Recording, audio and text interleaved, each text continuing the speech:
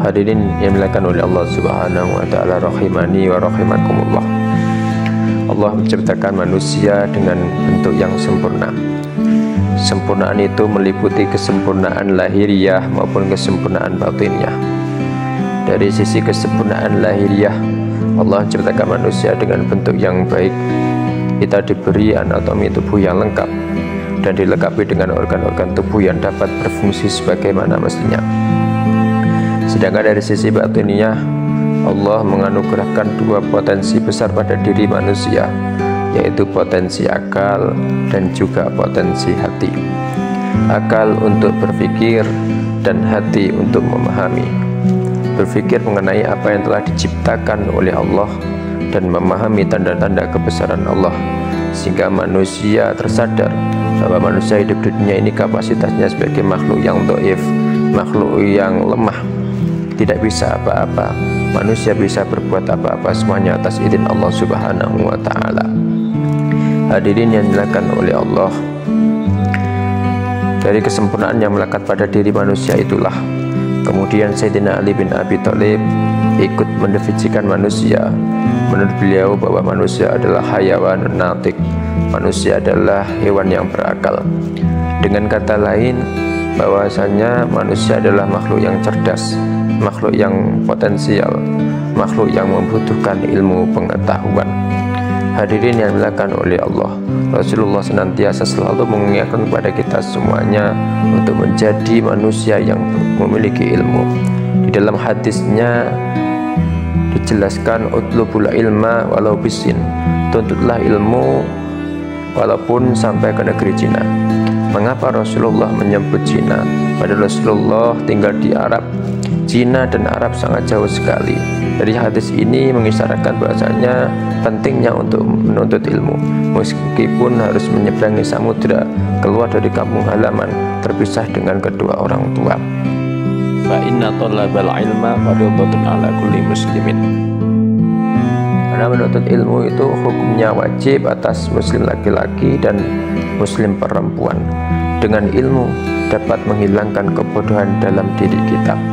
Hadirin yang dimuliakan oleh Allah, betapa tingginya ilmu kepada diri manusia, sebagaimana yang telah dijelaskan dalam hadis Rasulullah yang berbunyi, man arada dunya fa'alaihi bil ilmi wa man arada al akhirata fa'alaihi bil ilmi wa man arada ma fa'alaihi bil ilmi.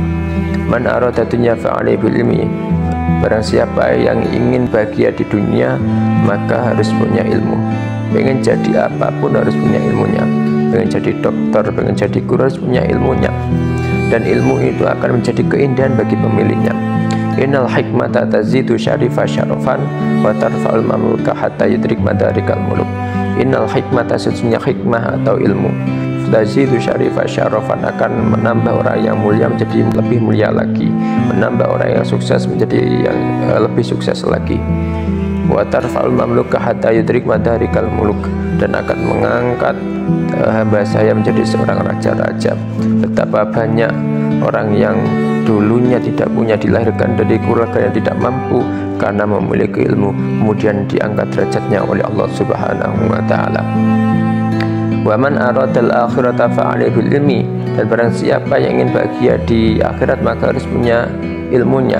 Tidak hanya urusan dunia yang harus kita ilmuni, akhirat pun juga harus kita ilmuni.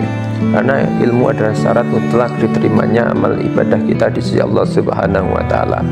Sebagaimana yang ditegaskan di dalam surat Muhammad ayat 11 yang berbunyi, fa'lam annahu la ilaha illallah wastaghfir li dzambik.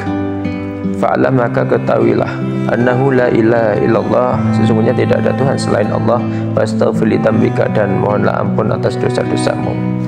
Di ayat ini diawali dengan redaksi fa'lam, yang artinya maka ketahuilah. Ini perintah untuk mencari ilmu, karena kalau ingin mengetahui harus punya ilmunya. Wastaghfir li dzambika, dan mohonlah ampun atas dosa-dosamu. Ini adalah sebuah amalan. Kalau ditarik kesimpulannya bahwa ilmu adalah syarat mutlak diterimanya amal ibadah kita di sisi Allah Subhanahu wa taala.